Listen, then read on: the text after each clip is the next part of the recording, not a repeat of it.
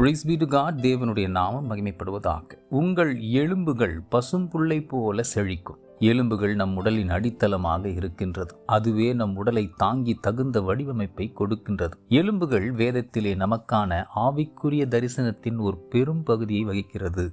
உயிரற்ற நிலையில் ஒரு காரியம் காணப்பட்டிருந்தாலும் அங்கே எலும்புகள் இருக்கும் என்று சொன்னால் அது உலர்ந்த நிலைமையில் இருந்தாலும் கர்த்தர் அதை உயிரடைய செய்கின்றார். ஆயினும் இவ்விடத்தில் உலர்ந்த எலும்புகளாய் அல்ல, உங்கள் எலும்புகள் பசும்புல்லை போல செழிக்கும் என்று கர்த்தர் கூறுகிறார். இத்தகைய விசுவாச வாக்குத்தத்தத்தை உற்சாகத்தோடும் விசுவாசத்தோடும் உரிமையாக்கி கொண்டு அந்த செழிப்புள்ள பசும்புல்லை போன்ற எலும்புகளை நமக்குள் தக்க வைத்துக் கொள்வோம். ஆம், இவ்வசனமானது எப்பொழுது உயிர் அடைவேனோ என்று சொல்லிக் கொண்டிருந்த மனதை நான் உயிரோடும் பசும்புல்லை போன்ற செழிப்போடும் இருக்கின்றேன் என்று விசுவாசத்துக்கு ஏதுவாக திசை திருப்பி நம்மை அறிக்கை செய்ய வைக்கின்றது. தொடர்ந்து விசுவாசத்தை நம் உயிருக்குள்ளும் உடலுக்குள்ளும் முறமேற்றுவோம். உறுதியாய் நின்று நம் உரிமைகளை உரிதாக்குவோம். God bless you abundantly.